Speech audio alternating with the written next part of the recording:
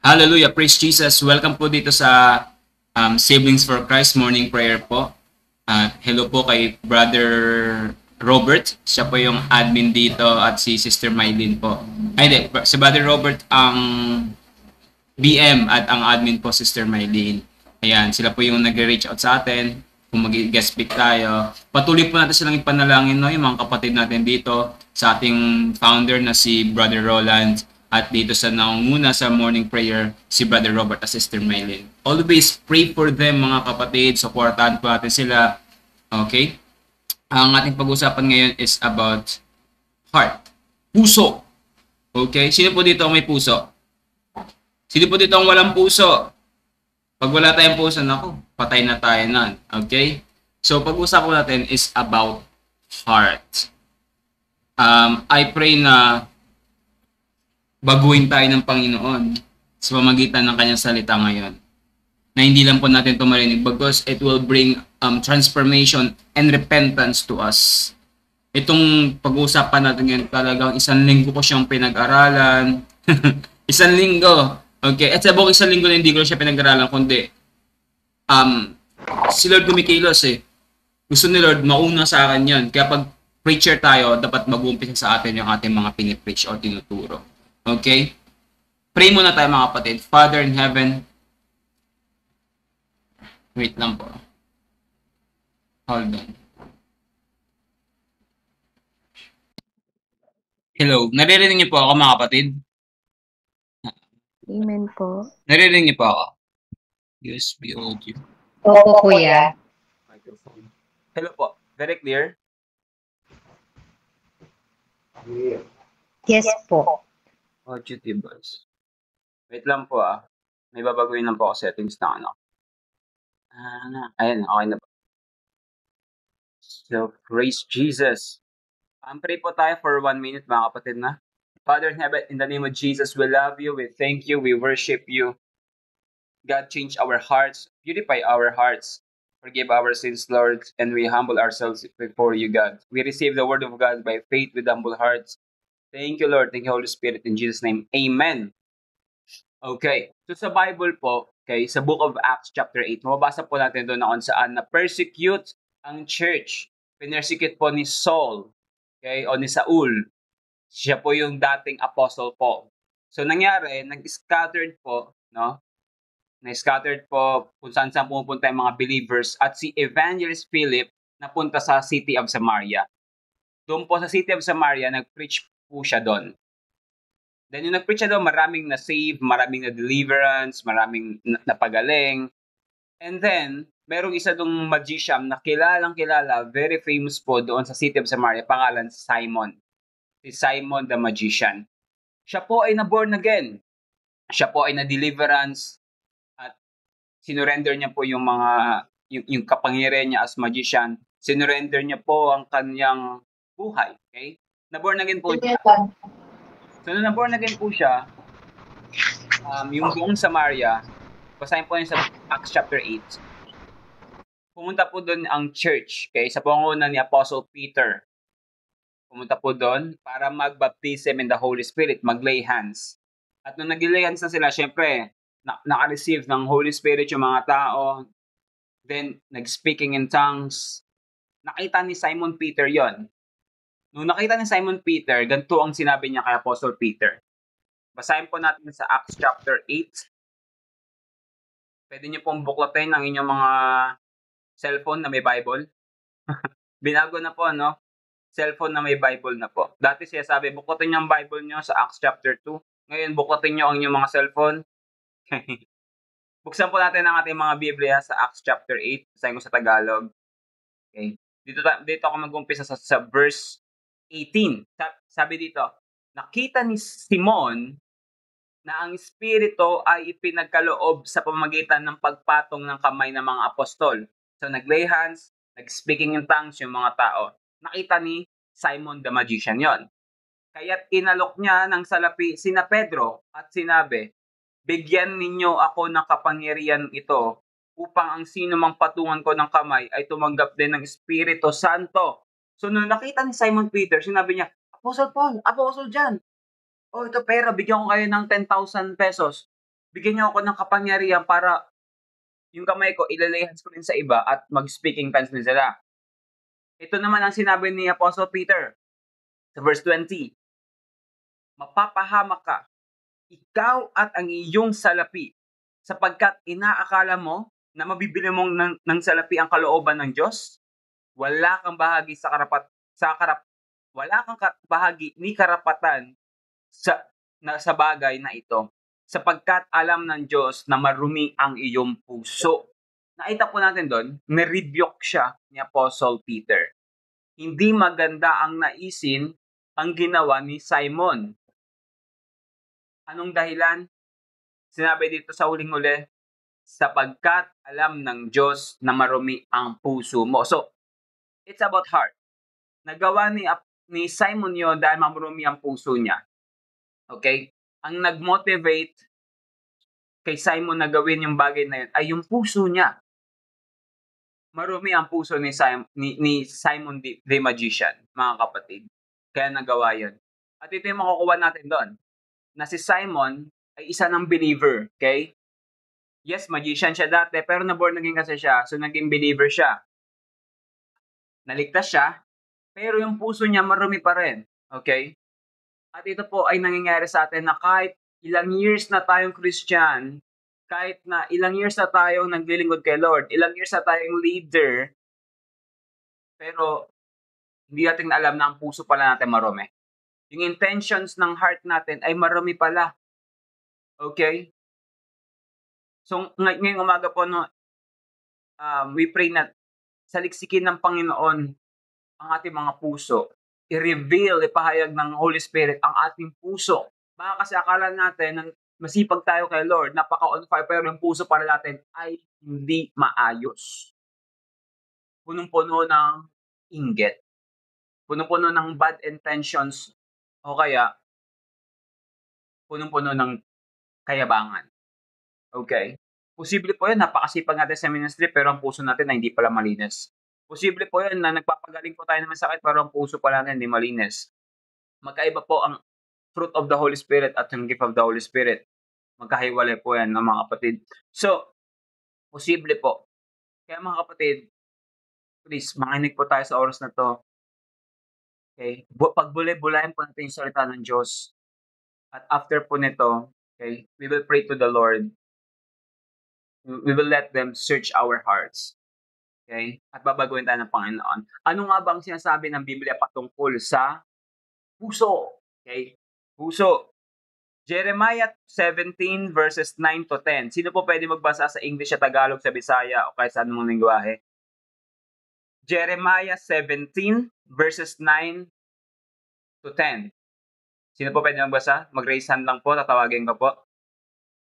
Tulungan niyo po ako sa pagbabasa. Okay, babasahin sa Tagalog, Jeremiah 17 verses 9 to 10. Okay? Verse 9. Sino ang makakaunawa sa puso ng tao? Ito yung mandaraya. Grabe, no? Mandaraya pala ang puso ng tao. At walang katulad. Wala nang lunas ang kanyang kabulukan. Oh, grabe. Akong si Yahweh ang sumisiyasat sa isip at sumasaliksik sa puso ng mga tao. Gagantimpalaan ko ang bawat isa ayon sa kanyang pamumuhay at gagantimpalaan ayon sa kanyang ginagawa. Wow. Ulitin natin, no? Ang puso ng tao ay mandaraya. Ayon pong sinasabi ng Bible, kaya po, do not follow your heart. Di ba may naririnig tayo? Just follow your heart. Just follow the heartbeat of your heart. Sige, sundin mo lang di-discern ng puso mo. Maliwalag yung sinasabi ng Bible, mandaraya ang puso. No? Kaya pag papasok tayo sa relationship, wag tibok ng puso ang papairalin. Ay, tumibok yung puso ko sa kanya. Siya na, Lord, no? Wag, kasi mandaraya ang puso ng tao. No? Lord, parang I feel like gusto ng puso ko na magpastor. Mandaraya puso ng tao. Okay? Kaya wag tayo magtitiwala basta-basta sa puso. Okay? Alright. Sabi pa dito, sa English, basahin ko. Jeremiah 17 verses 19. This is what the Lord said to me. I don't know. 17 verse 9 pala. Punta ako sa iba. Verse 9. The heart is deceitful above all things. Wow. And beyond cure. Who can understand it? I, the Lord, search the heart and examine the mind to reward each person according to their conduct, according to what their deeds deserve. The heart is deceitful above all things. Mandaraya. Okay? Lubos na mandaraya ang puso ng tao, mga kapatid. Amen po ba, mga kapatid? Andito po ba tayo? Sinabi ng Proverbs chapter 6 verse 14. Babasahin ko po. Proverbs chapter 6 verse 14. Sabi sa English,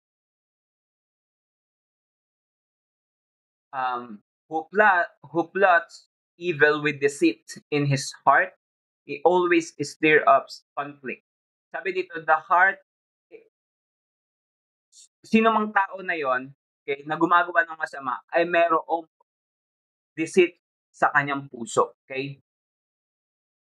Sabi sa Tagalog, verse 14,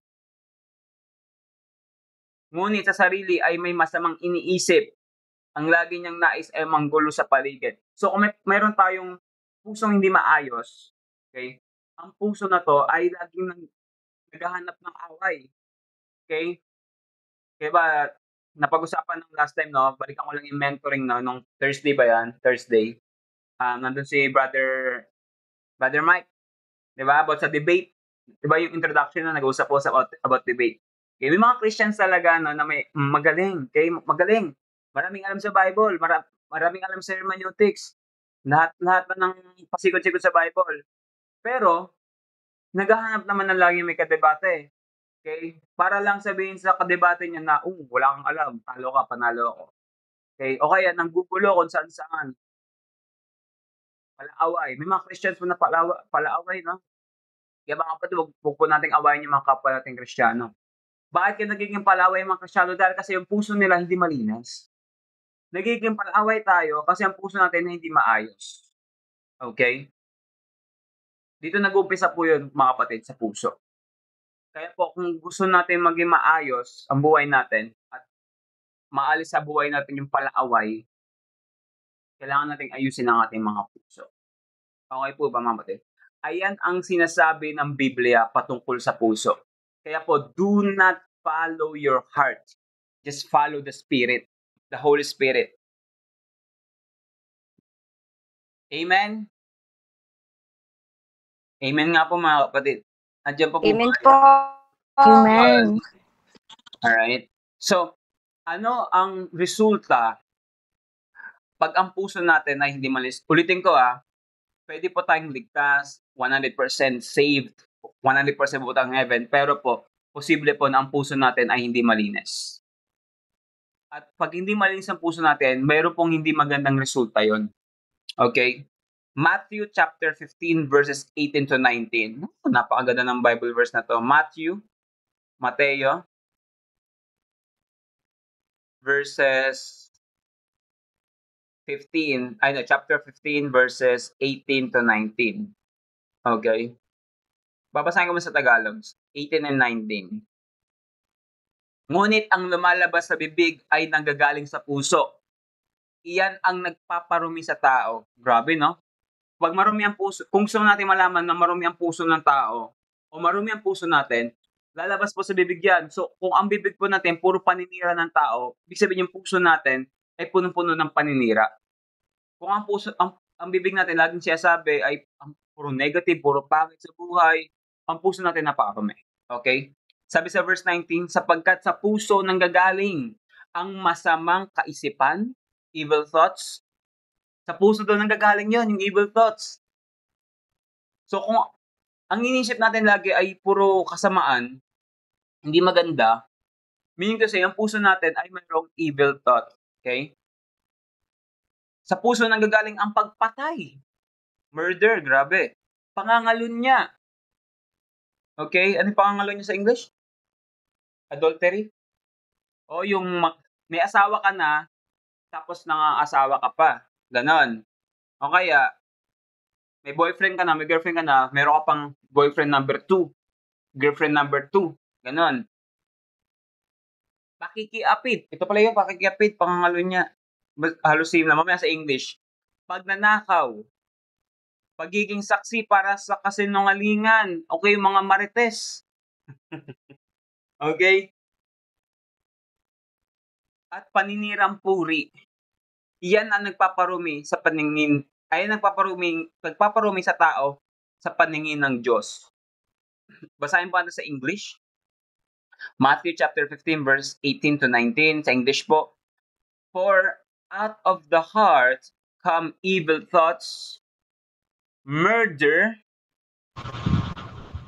adultery, sexual immorality, theft, pagnanakaw, false testimony, and slander. Okay? These are what defile a person. Pag marumi talaga ang puso ng tao, mga kapatid, hindi maganda ang buhay. Sabi dito sa Bible verse, and these things, what defile a person. Yung word na defile, D-E-F-I-L-E, punta natin sa Greek word, no? Yung word na defile, magandang word na to, mga kapatid. Okay, Matthew chapter 5, 15 pala, verse 19. Ano ibig? Verse 20 tayo, yan. Ano ibig sabihin ng word na defile sa Greek? Koinoo, no? Yung word na koinoo, ibig sabihin, common. At yung word na koinoo, ito po ay, kung babalik ka sa Old Testament, sa book of Leviticus, no? Babasahin yung word na, yung book of Leviticus, puro ano yan? Bawal mo to gawin, bawal mo to gawin. Pag ginawa mo to, magiging marumi ka. At pag naging marumi ka, kailangan mo ng 7 days ng cleansing period. Familiar po ba sa Leviticus? At ang Leviticus po ang pinaka-boring na book sa Bible.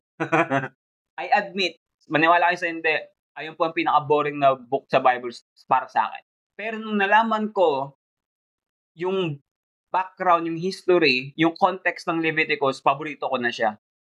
Napakaganda. Nakaka-boring siya. Sino dito ang agree sa akin? Naboboring ka sa Leviticus? Taas kamay. Mag-amen po. Sino po naboboring sa Leviticus? To be honest, pag napunta ako sa Leviticus, kasi every year ako nagbabasa ng Bible. Genesis, tapos ko na. Exodus, pag Leviticus na boring na ako. Kaya tamad na ako, ginagawa ko, binabasa ko siya ng 1 day lang. Kasi gusto ko na matapos eh. Dati yun, no? Pero nung nalaman ko siya, grabe, napakatindi. So, sa Leviticus, sa panahon nila Moses, sabi doon, in-emphasize doon yung pagiging pure and unclean, or clean and unclean. So, pag unclean ka, marumi ka, dahil kasi halimbawa lang, no, sa mga babae, may menstruation, may dalaw, no? So, sa panahon nila, marumi ka. Hindi ka pwedeng pumasok doon sa templo. Right? Hindi ka pwedeng pumasok doon sa tent or tabernacle nila. Basta yung gano'n. Let's say sa church. Hindi ka pwedeng pumasok. Kasi marumi ka. So, every time na marumi ka, nagkasala ka, nakapatay ka, munti ka na may napatay, nagnakaw ka, basta anumang kasalanan niya, maliit, malaki, labag yan sa batas nila, hindi ka pwedeng pumasok sa presensya ng Diyos. Ayan ibig sabihin ng word na koinoo. Ayan ang nagpaparumi sa tao. At itong mga nabanggit nating kasalanan na mula sa ating mga puso, okay, for sure marami pa yan, ayan po yung nagpapadefile sa atin. Ayan po yung nagpapakoinoo, nagpaparumi sa atin. At pag tayo po'y marumi, mahirapan po tayong maranasan ang presensya ng Diyos. Kaya mga kapatid, pag marumi ang puso ng tao, marumi ang puso natin, mahirapan tayong mahanap ang presensya ng Diyos. May mga times po, no, super struggle tayo sa buhay natin. Nag-struggle tayo. Parang feeling natin, ang layo natin sa Diyos. Parang feeling natin, ang layo ng presensya ng Diyos sa life natin. Baka kasi may problema. Problema kasi baka yung puso natin napakarumi at ayun yung nagpapadefile sa atin, ayun yung nagpaparumi sa atin. Ang tendency po, nahirapan tayong pumasok sa presensya ng Diyos. Kaya po, mahalaga po na meron tayong malinis na puso, mga kapatid. Pag punong-puno po ng galit ang puso natin, pag napunta sa deliverance, no, deliverance ministry. Kunyari, halimbawa lang, no, nagdi-deliverance ministry po ako, tinatanong ko muna siya, meron ka bang taong hindi pinatawad? Kasi pag may itong tao na to, kahit 100 days pa ako mag-fasting sa tao na to, kahit na 100 days ako walang tulog-tulog, mag-pray, worship ako, kahit let's say sabihin natin super anointed na isang tao, pag to pinag-pray ko, pero hindi siya marunong magpatawad, yung puso niya punong-puno ng galit, puot sa isang tao, hindi to made-deliverance. Masasayang lang yung oras ko sa kanya. Kaya unang tanong ko sa mga tao, pag dinideliverance ko, meron ka bang tao na hindi pinatawad? Meron bang galit sa puso mo? Kailangan mong alisin yan. Kasi pag inalis mo yan, okay, doon mo uumpisang maranasan ang Diyos. Kaya mga kapatid, no, search our hearts. Baka meron diyang unforgiveness, baka meron diyang galit, puot, inis sa ating mga puso. Baka meron diyan pagnanasa na hindi naman nais ng Diyos. Kasi ayan po ay nagiging pader, nagiging blockage para maranasan natin, okay, ang Diyos. Alright? Punta natin yung pinaka-main verse natin. Matatapos na pala ako, no? Okay. Ito na yung pinaka-main verse. Introduction lang po yung mga kapatid. Introduction lang yun. Sino po pwede magbasa?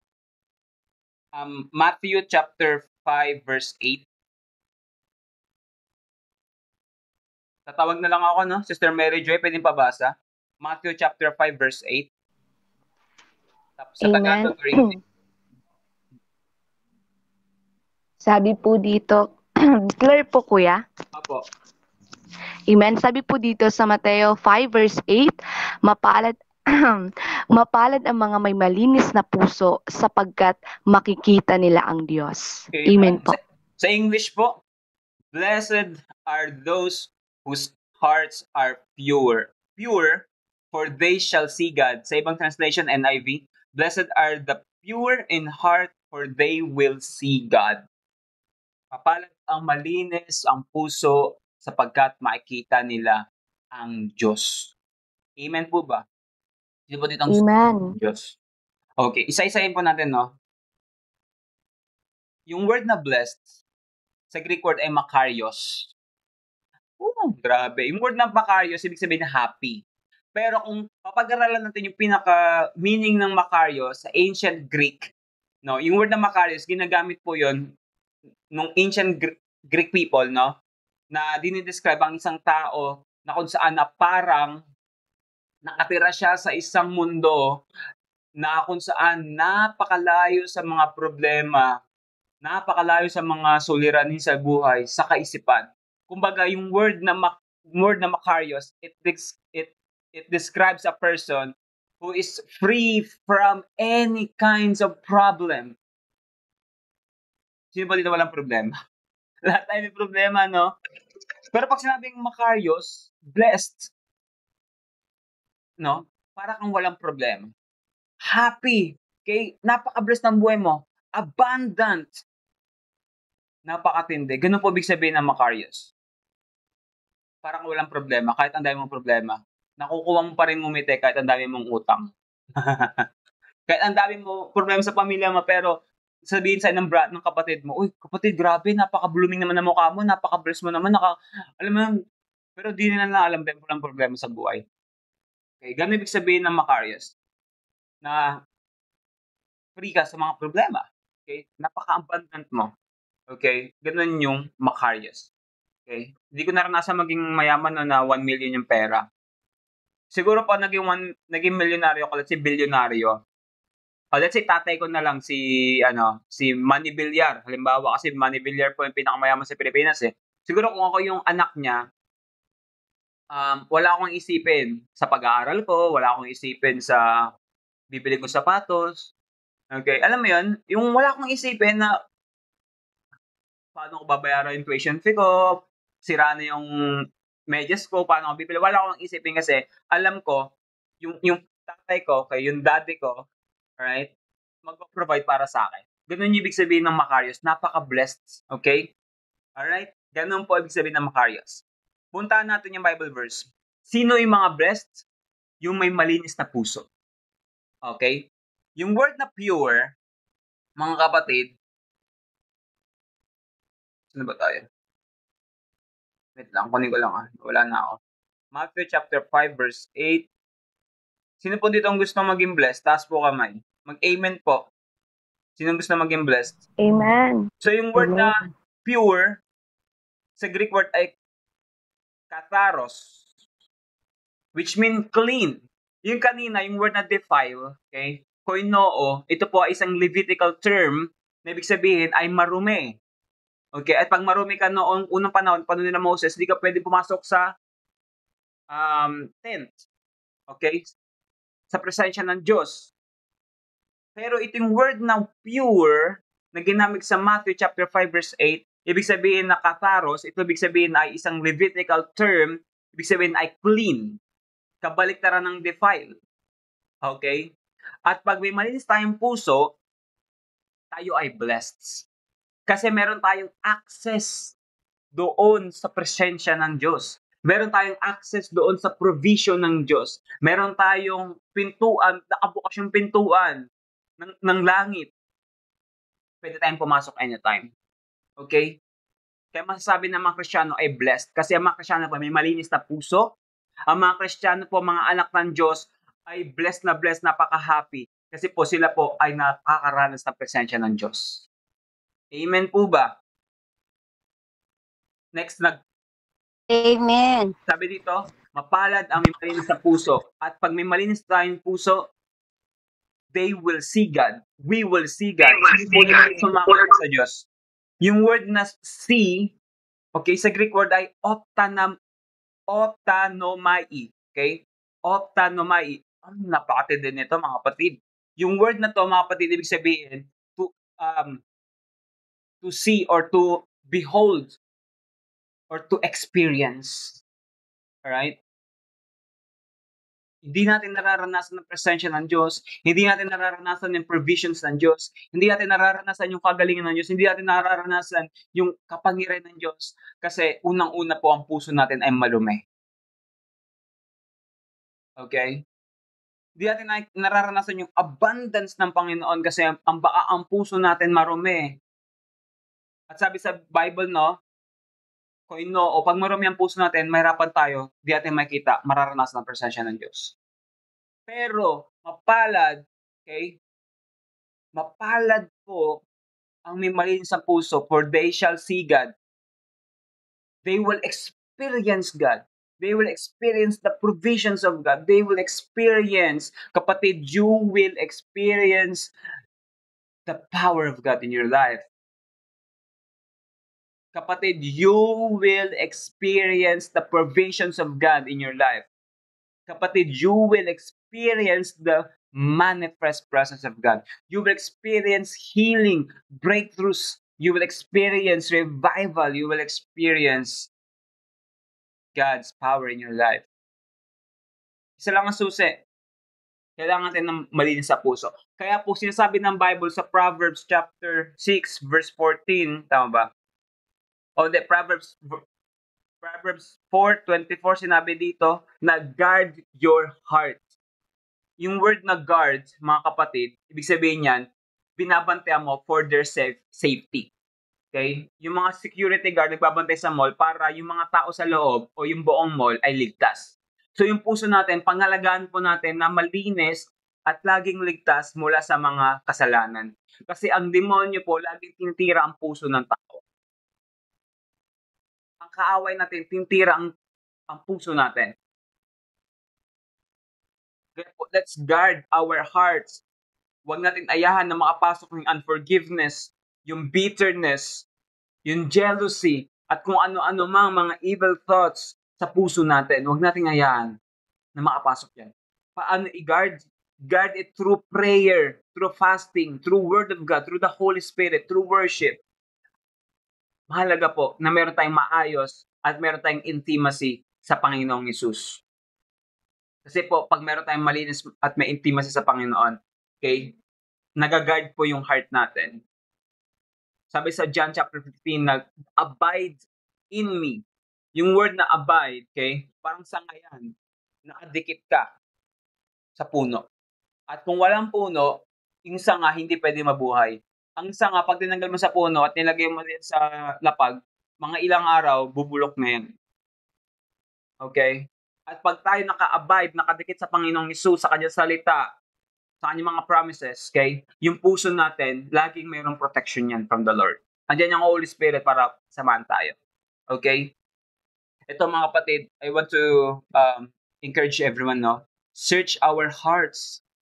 Okay? Nung nagkasala si King David, si King David po ay man after God's own heart. Very famous, inahanga natin, pero one time po nagkasala siya. Hindi, 2 beses pa nga yun eh. So, nung nagkasala siya, doon na buo yung Psalm 51. Kung basahin niyo yung Psalm 51, no? Pero babasahin ko lang dito yung pinaka-highlighted verse doon. So, nabuo yung Psalm 51 dahil nagkasala si David. Ginawa niya to, okay? Umawit siya sa Panginoon kasi nanghingi siya ng kapatawaran. Okay? Psalm 51. Sabi dito, have mercy on me, O God. Umpisa pa lang, sabi niya, Lord, nagmamakaawa ako sa niya, papakumbaba na siya. Okay? Then, sa verse 10. Create in me a pure heart, O God, and renew a steadfast spirit within me. Do not cast me from your presence or take your Holy Spirit from me. Verse 12, restore to me the joy of your salvation and grant me a willing spirit to sustain me. So ngayong umaga to mga kapatid, okay, ito yung prayer natin ngayon. We will pray to the Lord, Lord, search my heart. Ano man yung mali dito, Lord, alisin mo. Reveal to me, Lord God, kung ano yung mga karumihan sa puso. Kung mga kapatid, I want to ask everyone, no, na magbigay tayo ng konting minuto sa Panginoon para ipahayag ni Lord yung karumihan sa puso natin. Ipahayag ni Lord kung ano yung meron. Kung meron ba tayong bitterness, unforgiveness, jealousy, kung meron man sa heart natin ng kayabangan. Okay? Kapatid, okay? Mag-ano muna ako, mag-play muna ako ng worship song. Habang tinutugtog natin to, pwede mong kausapin ng Panginoon, kapatid, sa worship song na to. Then, papayag sa'yo ni Holy Spirit yung kung ano yung mga mali natin nagawa. Hallelujah. Uy, nawala. Mag-pray po muna ako, kapatid. Pray muna tayo saglit. Father in heaven, in the name of Jesus, Lord, saliksikan mo aming mga puso sa pangalan ni Jesus. Ipahayag mo ang aming mga kasalanan, mga mali karumihan sa puso namin. In Jesus' name. Thank you, Holy Spirit. Thank you, Holy Spirit, in Jesus' name. Oh God, thank you, Lord. Sasabayan po natin ito yung kanta na ito, mga kapatid, ha?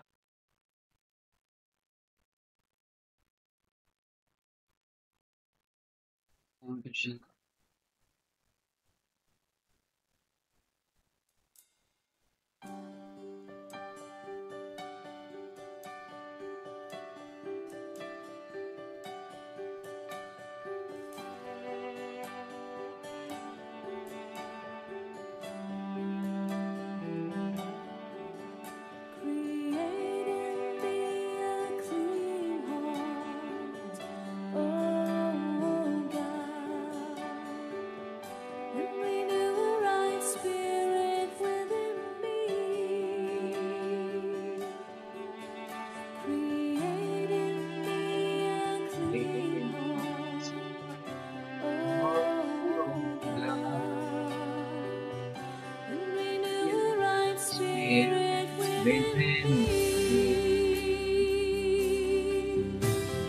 Cast me not away from thy presence, O Lord.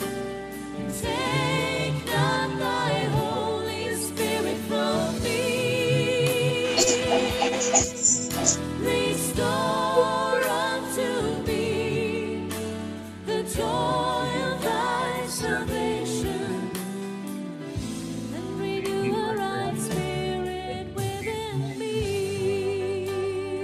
Lord.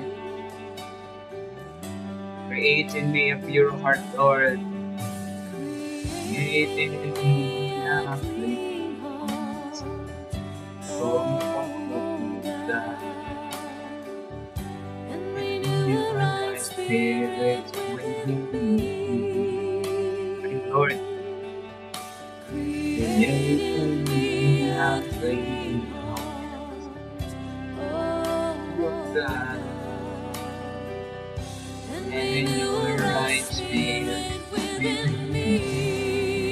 And just as we run away from thy presence, O Lord, take not thy Holy Spirit from me.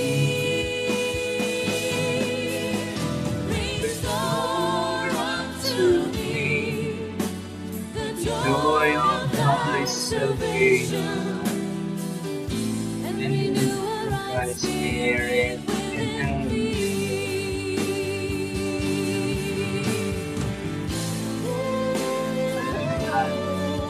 Search me, O God, because you know my heart, know my thoughts, Lord. Because you, God, if there's any sins in my heart, God, we know that you are ready to forgive. Mga kapatid, Psalm 6 verse 5, the Lord is ready to forgive whatever sins committed. Kapatid, the Lord is ready to forgive. Restore unto me the joy of my salvation, and renew a right spirit within me. Hallelujah. Thank you, Lord. Lord, create in us a clean heart. Renew a right spirit within us, Lord. Lord God, we want your presence. We want to be in your presence. Hallelujah, God. Oh, thank you, Lord. Let's continue to pray, mga kapatid. Let's continue to ask the Lord. Lord, search us right now, Lord. Ano man yung mga unforgiveness, kapatid, kung meron man tao na sa iyo ay nanakit, taong nanira, siniraan ka in the past at feel mo na hindi mo pa pinapatawad. Okay? Nagagalit ka pa, nainis ka, kapatid, sa oras na to, sabihin mo sa Panginoon, aking Ama, pinapatawad ko siya. Sabihin mo, kapatid, pinapatawad ko na, sabihin mo yung pangalan ng tao na yon, pinapatawad ko na ang taong ito sa iyong harapan, Panginoong Jesus. I release forgiveness. Sabihin mo, kapatid, I release forgiveness. I love this person in Jesus' name. Hallelujah. Hallelujah. Lord, alisin mo sa puso namin lahat ng bitterness, hatred. In Jesus' name, we renounce. Kapatid, sabayan niyo ako, no? I renounce bitterness. I renounce hatred. I renounce unforgiveness. I renounce sexual immorality sa heart ko. I renounce adultery. I renounce evil thoughts. I renounce murder in Jesus' name right now. I renounce it. I renounce all this evil desires sa ko. Pangalan ni Jesus. In Jesus' name, in Jesus' name. Oh God, so kereba shengara yadro so krevese rasias. In Jesus' name, God, ano pa under God ng mga personal dealings na bawat sa personal struggle, Lord. God, kayo po mag-aalis nun sa mga puso ng bawat isa. In Jesus' name, ay mananggawa ng kaaway, pag-atake sa mga puso ng bawat isang dito. In the mighty name of Jesus, I rebuke, I cancel all the works of the devil sa life nila. In Jesus' mighty name, lahat ng mga itananim ng kaaway sa kanilang mga puso at kaisipan, inaalis ko to in the mighty name of Jesus Christ. And Lord, create a clean heart in us, pure. And we want to experience, Lord, we want to see you. We want to see breakthrough In Jesus' name, Lord, ang aming espiritu ay maayos na sa pangalan ni Jesus. God, in Jesus, kapatid, sabi ng Panginoon ngayon, the Lord will move in your life. The Lord will show you His glory. The Lord will show His goodness to your life. Just always guard your heart and always let the Holy Spirit and the Word of God cleanse your heart. Thank you, Lord. Thank you sa banal mo dugo, Lord God, nagpapatawad sa amin, naglilinis sa aming mga puso. In Jesus' mighty name. Hallelujah. Thank you, Lord God, in Jesus' name. Jesus' name. Jesus' name. We love you, God. At ito pa mga kapatid, no? Sa paglago sa ministry, hindi to sa pagalingan. No? The Lord wants to speak to everyone here, no? Sa akin, sa bawat isa. Lalo na po sa nag-handle po ng ministry. Naghahawak ng ministry. Ginagawa natin to because of the Lord Jesus Christ. Hindi natin to ginagawa para sabihin sa public, sabihin sa iba na may ginagawa tayo. May nakakakita man o wala. Pinopost mo to sa Facebook or hindi. Okay? Continue to serve the Lord. Okay? With a joyful heart. Nare-recognize ka man ng tao, hindi. Okay? Magpatuloy ka. Magkaroon tayo ng malinis, maayos na puso sa ministry, mga kapatid. Okay? Walang masama po mag-post sa Facebook. Again, wala pong masama mag-post sa Facebook ng mga gawain po ninyo sa mga church ninyo. Kung nag-evangelism po kayo, kung nag-deliverance po kayo, nag-healing, kung gaano po ay kasipag sa Panginoon, i-post nyo po yan everyday, wala pong problema yan. Wala pong sinasabi ang Bible, no? Pero, search your heart, kapatid. Baka pinopost mo lang yan para lang sabihin sa marami na masipag sa ministry. Baka pinopost mo lang yan para lang sabihin sa mga kaibigan mo sa church ninyo na mas lumalago ka sa ministry kaysa sa kanila. Alam ng Panginoon ang puso ng bawat isa. Kapatid, kung ang puso mo ay ganoon, okay, huwag ka na lang mag-post. Hayaan mo ang Panginoon na baguhin yung puso mo muna. No? Kasi lalagot-lalago ka sa ministry kahit may social media o wala. Ulitin ko ulit wala pong masamang social media. May mga times inaalaw ng Panginoon mag-post tayo sa Facebook. Okay? Mag-post tayo mga gawain. Inaalaw ng Lord dyan. Pero tandaan natin, no? Kumusta ang puso natin pag i-post natin yan. Okay? May likes man yan o wala. May magko-comment, mag-share man yan wala. Okay lang yan. Kasi hindi naman sila yung audience mo ang Panginoon. Sa ministry, okay? Sa mga nasa worship team, pag nasa harapan tayo, kumakanta, nagkikitara, nagde-drums. Okay? Sino ang nasa puso natin, na audience natin? Yung pastor natin? Hindi. Kundi si Lord Jesus. Si Lord dapat ang motivation ng puso natin. Sa gawain natin sa Lord, magkaroon tayo ng pusong malinis, maayos. Walang competition, okay? Ginagawa mo yung bagay niyan kasi gusto mo mag-glorify si Lord. Sa mga nagtuturo, nag-preach, okay? Given po na anointed po ang mga Christians. Anointed po tayo, no? Pero iwasan po natin lumaki ang ating mga ulo. Maging mayabang. Pag nagkamali ang isa nating kapatid, okay, tulungan natin makabangon. Turuan natin kung may mali siya tinuturo. Huwag natin sabihin na mali ka, tama ako. Okay, mga kapatid, ano man ang ginagawa natin sa Panginoon, gawin natin to na may malinis, maayos na puso. Walang kayabangan, okay? At ang Panginoon dapat mag-glorify. At ginagawa natin to para kasi makatulong rin sa iba. At sabi ng Panginoon, if your heart is clean, you will see God.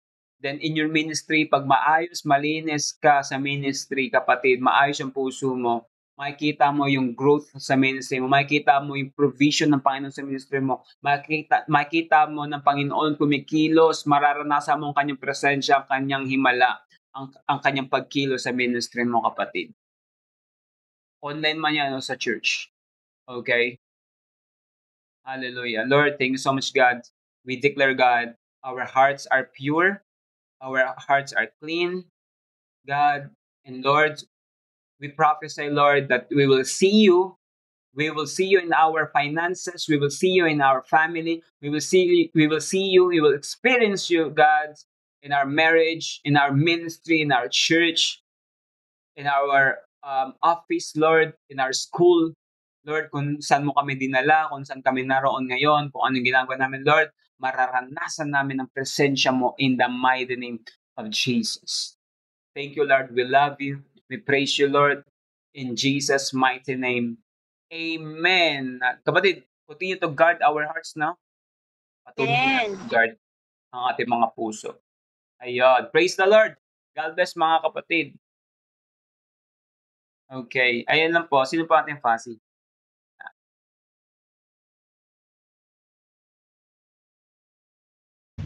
Ayan, praise God po. Ayan, ang ganda po ng na-share ngayong umaga, bilang paalala po sa atin, salita ng Panginoon ay lagi pong nagre-remind sa atin.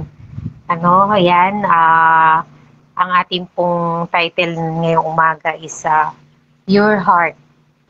Your Heart. No? Yung ating pong verse ngayong umaga, sabi, yung sa Mateo 8 po. Yan, salamat po pala, Brother Reggie, sa magandang naibahagi po nyo sa mensahe ng Panginoon ngayong umaga. Ayan, salamat po. And yun po, good morning po ulit sa bawat isa po sa atin. Sabi nga po dun sa verse natin, pinagpala ang may malinis na puso sapagkat makikita nila ang Diyos. Yan, napaka po nitong verse na to, napaka lalim, hindi po sinabi ditong pinagpala yung maraming pera, pinagpala yung mga anong tawag dito, kung sino man, ang sinabi po dito ay pinagpala ang malinis na puso. So dito kapag malinis, sinabi nga po na pag malinis po ang ating mga puso, makikita natin ang Panginoong Diyos. Ang nakakakita lamang po sa Panginoon ay ang may malinis na puso. Ang nakakakita lamang, ang nakaka-experience lang ng presensya ng Panginoon ay ang may malinis na puso. Alam po nating lahat bilang mga anak ng Panginoon na di ba kapag po tayo ay nagkasala, halimbawa lang po tayo ay mayroong hindi magandang nagawa or may kasalanan tayo, in madaling salita po, napapansin po natin parang hindi po natin maranasan yung presensya ng Panginoon, parang malayo, yung sinasabi po kanina ni Brother Reggie, which is true po iyon, totoo po yun, kasi napaka-importante nga po na malinis ang ating puso. Kapag malinis ang ating puso sa ating lahat, ang nakakatuwa po lang, ang Panginoon talaga ang nakakasiyasat po ng ating mga puso, ng ating mga buhay. And dito sabi nga po ay sa Mateo 15:9-20, wala tayong maitatago sa Panginoon. Nalalaman niya, nababatid niya. Alam niya ang nilalaman ng ating puso kung masama ang masama ang ating puso. Definitely sinasabi nga po na ang lalabas dito ay hindi rin maganda, sapagkat sabi doon sa Mateo 15:19-20, sapagkat sa puso nanggagaling ang masamang kaisipan, po, ang pagpatay, ang pangangalunya, pakikiapid, pagnanakaw, pagiging saksi para sa kasinungalingan, at paninirang puri. Iyan ang nagpaparumi sa paningin ng Diyos. But tayo nga po, nung naging pinalitan ng Panginoon yung ating mga puso, ang pusong malambot, kumbaga masunurin sa Kanya. Kaya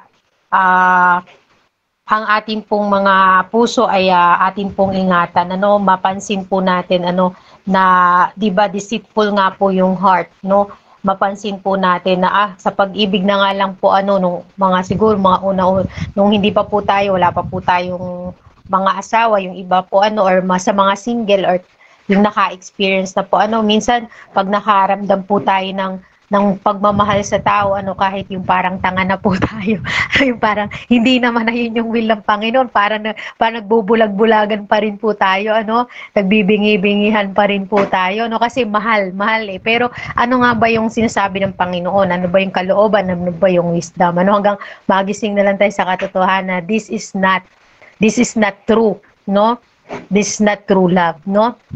So ito ay hindi yun yung kalooban ng Panginoon, kumbaga, no?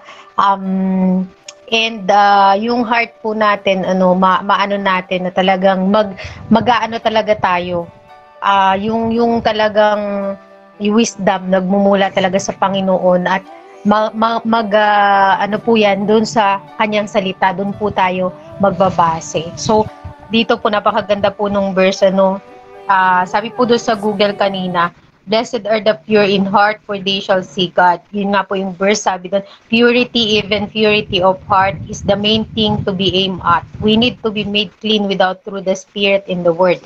And then we shall be clean without the consecration and obedience. So, ayan, napakalaga po talaga na yung puso natin ay buong malinis at sumusunod sa Panginoon, kasi it follows po yung mga pagpapala. Yung mga pagpapala po yan, tayo po yung hahabulin ng pagpapala eh. Yung mga ginagawa po natin sa Panginoong pagpapagal, lahat yan. Kung yan ay talagang tunay sa puso natin na tayo naglilingkod sa Panginoon, no? Sabi nga po kanina, whether ano man yung ministry natin, kahit wala po diyang sumuporta, ginagawa mo yan for the purpose na pinapagawa sa'yo ng Panginoon. Bukal yan sa puso mo. And dun sa mga ministry natin ginagawa, kung ginagawa talaga natin yan because nandun yung heart natin, nandun yung heart natin na ito yung nais ng Lord na gawin natin, at nais nating sumunod sa Kanya, at yung parangal na inaasam natin, maparangalan natin ang Panginoon at hindi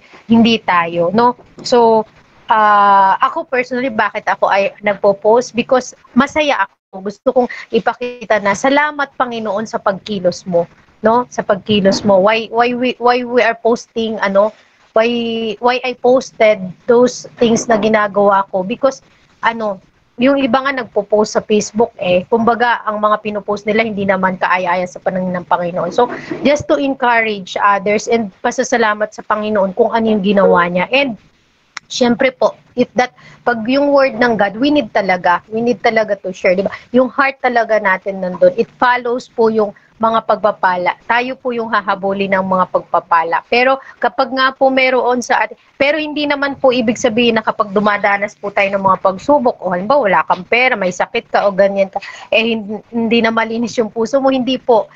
Talaga pong sa mga Kristiyano, we are not exempted to experience those things. But ginagawa po yan ng Panginoon sa atin in order para tayo po ay maging matatag sa pananampalataya, and tayo po ay patuloy na, yun nga, manampalataya sa Kanya at maging kung ano yung tinuturo ng Panginoon sa atin. Kasi ang buhay hindi naman po parati yung all is well. Ika nga po, yung hindi lahat ay maaring na-experience mo mga ganitong bagay na all is well, no? Because andun yung talagang mo yung favor ng Lord. But it doesn't mean na ngayon nararanasan natin, hindi na natin na ang Panginoon. But if we continue serving the Lord, and yung faith natin kay God, ibibigay po natin andyan, kasi may mga test of faith po sa buhay natin na binibigay ang Panginoon, no? Na kailangan nating malagpasan, no? Para patuloy po tayong nakikita ng Panginoon na tayo po ay sumusunod at nag-o-obey sa Kanya. So, ayun po. So, this morning po, ayan. So, yun po yung mga takeaways ko. Sino po ang nais pong magbigay